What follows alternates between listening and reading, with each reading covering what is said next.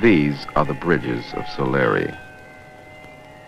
To him, a bridge must be something more than a connection between two points. It should house people, delight and inspire each individual.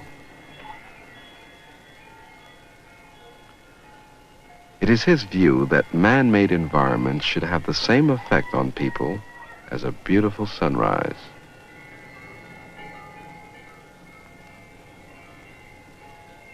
In the cities of tomorrow, Paolo Soleri believes that the main industry will be the cultivation of the human spirit.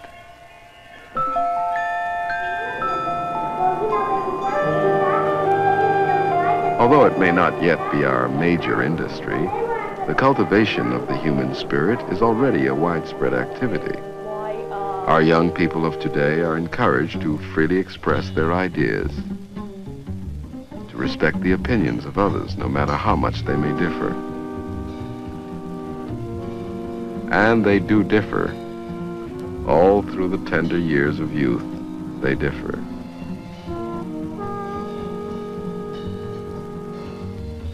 But most important, these children learn that an opinion has real value when it is supported by knowledge and a sense of social responsibility.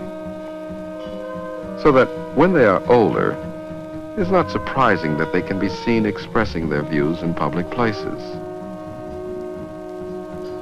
And always there will be those who will come forward to speak with fire and conviction in support of urgent causes. Yes, and I'm for sewers, as I always have been. But I'm also for constitutional rights, and you seem to have a penchant for disregarding them. That may be your opinion. Well, it's my opinion. I'll voice it publicly. And I'm telling it to you right now.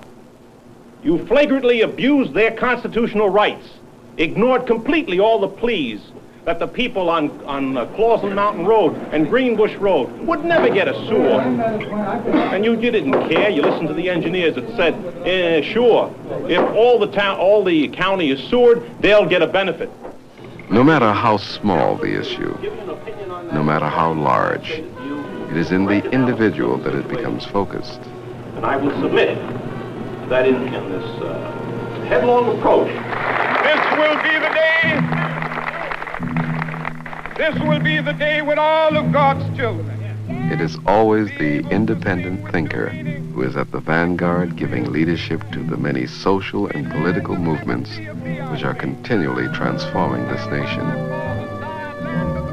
Yesterday, these movements were concerned with political independence, abolition of slavery, the rights of labor, and of women. Today, civil rights, care for the aged, and general social welfare. Tomorrow, new issues will arise, and new individuals will emerge to test and strengthen our democracy. And singing the words of the old Negro spiritual, free at last, free at last, thank God Almighty, we are free at last.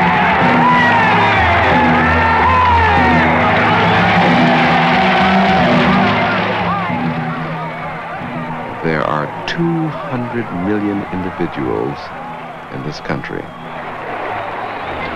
They come from all parts of the world. It is a land of considerable variety. It is true that often we disagree with one another, and yet it is this constant exchange of ideas which gives vitality and a measure of excitement to our lives.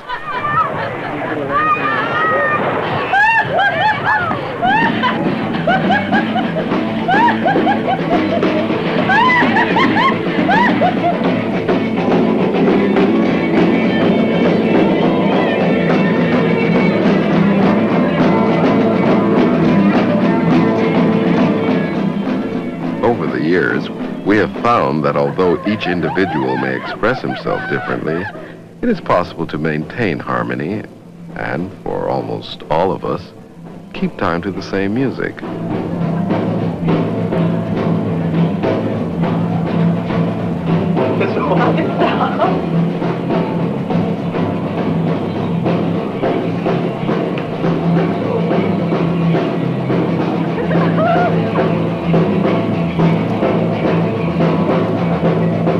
And even those who seem to be out of step, who is to say that they are not listening to some other tune?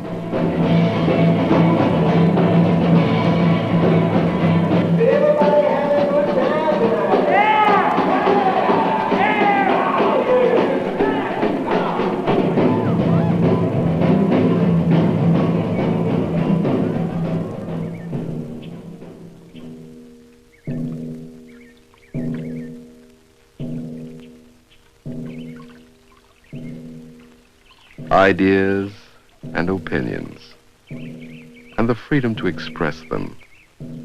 This is the wealth of a nation.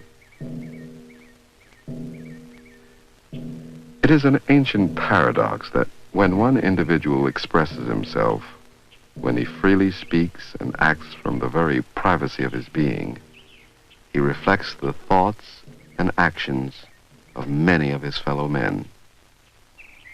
It is with knowledge of this truth that a poet can express himself and yet speak for us all. In summertime, in quiet wood and friendly shade, from secret regions of myself, my soul screams the question, ancient as man, and older than the sound of human song. Must we die so soon? Must we sicken and suffer and cry for comfort? Must great men and infants be plucked from our midst well before their time by the 1,000 awful plagues that steal inside us?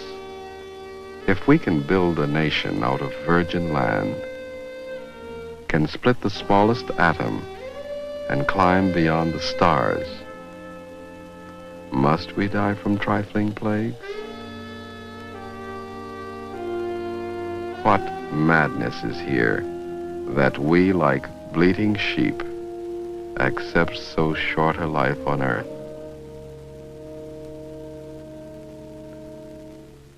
And yet, should someday we conquer death, or win a momentary truce in time, multiplying our earthly journey by 1,000-fold, never must we forget our hard-won victory over yet another kind of death that all too quickly claims the human spirit when it breathes no more the air of freedom. For the treasured prize of our survival is the joy of self-expression in all those unique thoughts and actions that each person has to tell himself and all the world, I live.